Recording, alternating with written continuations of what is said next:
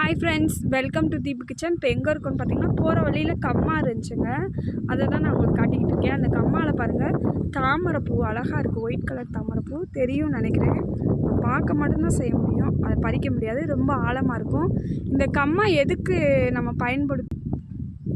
பயன்படுத்துவோம் பார்த்திங்கன்னா, நம்ம வந்து மழை காலங்கள் இப்போ தான் மழை பெய்யுது. முன்னாடியெல்லாம் மழையெல்லாம் இருக்காது. மழை இல்லாத காலத்தில் வந்து இந்த தண்ணீரை வந்து பக்கத்தில் இருக்க விவசாயத்துக்கு பயன்படுத்துவாங்க. எல்லா கிராமமும் சேர்ந்து இதை வந்து ஒரு தூர்வாரி வச்சுக்குவாங்க ஆழமாக. இந்த தண்ணி இது வந்து தேங்கினோன்னே இது வந்து விளைநிலத்துக்கு வந்து பயன்படுத்துவாங்க.